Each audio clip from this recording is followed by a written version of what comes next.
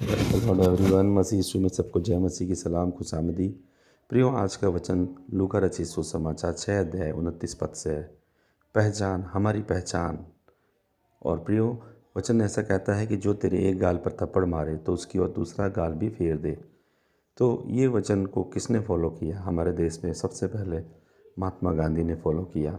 उनकी एक गाल पे कोई थप्पड़ मारता था, वो दूसरा गाल भी फेर देते थे। ऐसे कितने लोग हैं जो वचन बोलते तो हैं लेकिन पूरा नहीं करते। मैं हूँ या आप हो, हमें इस बात को समझ सबक सीखना चाहिए कि जो वचन हम बोल रहे हैं उसे पूरा कर पाएंगे या नहीं कर पाएंगे।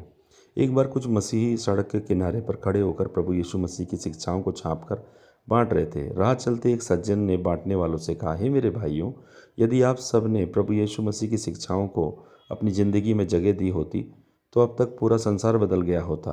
तो प्रभु यीशु मसीह की ये खूबसूरत बातें सिर्फ इन कागजों में हैं, आप सब के जीवन में नहीं हैं। ये बात उसने कही और यही सच है प्रियो।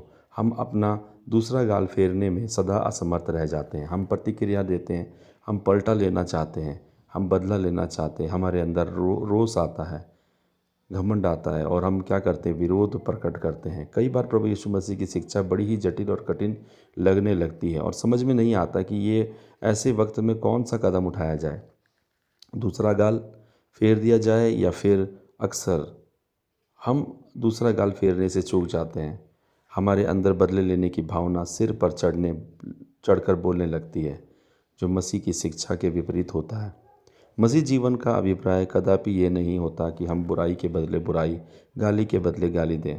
प्रभु यीशु मसीह की शिक्षा कठिन है पर असंभव नहीं, क्योंकि प्रभु यीशु मसीह ने स्वयं इस प्रकार का जीवन जिया जो दीनता और नम्रता का अनोखी मिसाल थी। सलीब उठाने से पहले, सलीब पर चढ़ाए जाने के उपरांत उनकी नम्रता उनके जीवन की खुली पुस्तक रही है और जिसे आज भी बड़ी सहजता से पढ़ा जा सकता है।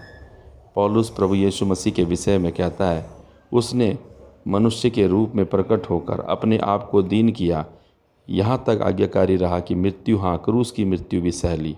नम्रता से जीना एक सच्चे मसीह की पहचान होती है। जब हम अपना दूसरा गाल फेर देते हैं तो मसीह में रखा गया हमारा विश्वास परमेश्वर की महिमा और स्तुति करने से कभी नहीं चूकता। आइए हम प्रार्थना करें। प्रेमी पिता, अपने पवित्र प्रभु यीशु मसीह में हमें नम्र होकर जीवन जीना सिखाइए।